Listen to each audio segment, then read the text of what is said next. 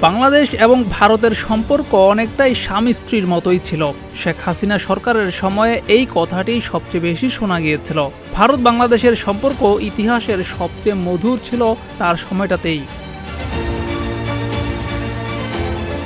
কিন্তু সেই স্বামী স্ত্রীর সম্পর্ক এখন রীতিমতো সাপে নেউলে না হলেও কোনো অংশেই কম নয়।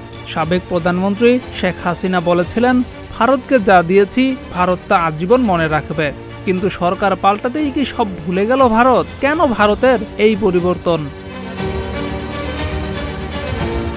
এর পেছনে কয়েকটি কারণ টেনে আনছেন বিশ্লেষকরা। তার মধ্যে প্রধান দুটি কারণ হচ্ছে শেখ হাসিনা এবং হিন্দু। শেখ হাসিনাকে হারাতে চায়নি ভারত, আর হিন্দুদের উপর নির্যাতনের বিষয়টি সামনে এনে বাংলাদেশকে চাপে রাখার পায়তারা করছে তারা।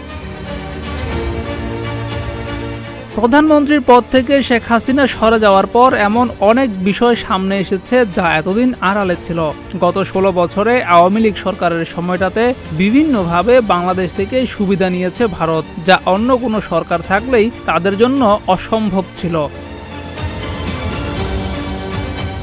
স্বাভাবিকভাবেই শেখ হাসিনার পতনের কারণে তাই ভারত নাখোশ। তারা যে কোনো মূল্যে শেখ হাসিনাকে টিকিয়ে রাখতে চেয়েছিল, কিন্তু গণ-অভ্যুত্থান ভয়ানক রূপ নেওয়ায় সেটা আর সম্ভব হয়নি। ভারতও ভাবেনি শেখ হাসিনার এমন পতন হবে। তারা শেখ হাসিনাকে টিকিয়ে রাখতে ব্যর্থ হয়েছে, যার কারণে তারা হতাশ।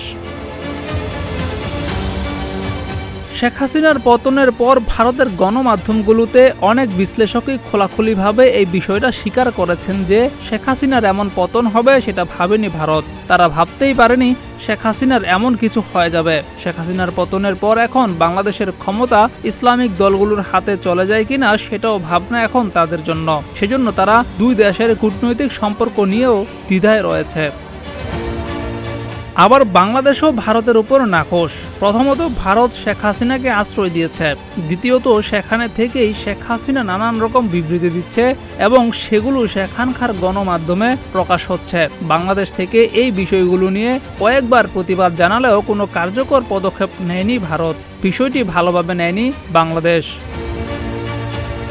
অন্যদিকে বাংলাদেশকে চাপে রাখতে তারা হিন্দুদের উপর নির্যাতনের বিষয়টি সামনে নিয়ে আসতে যাচ্ছে। এই ইস্যুকে কেন্দ্র করে আন্তর্জাতিকভাবে চাপ সৃষ্টির চেষ্টা করছে ভারত। ইতিমধ্যে ডোনাল্ড ট্রাম্পের টুইটে সেটা পরিষ্কার হয়ে গিয়েছিল। তাছাড়া মোদিও সামাজিক যোগাযোগ মাধ্যমে এসব নিয়ে খোলামেলা কথাই বলেছেন, যা ভালোভাবে নেয়নি বাংলাদেশ। এছাড়া বাংলাদেশের মানুষের মনে ভারত বিদ্বেষী মনোভাব অজানা নয় ভারতের। বাংলাদেশের মানুষ মনে করে শেখ হাসিনার এই ফ্যাসিস্ট হয়ে ওঠার সম্ভব হয়েছে একমাত্র ভারতের জন্যই। আর এইসব কারণেই বাংলাদেশের মানুষের সুর ভারতের বিরুদ্ধে।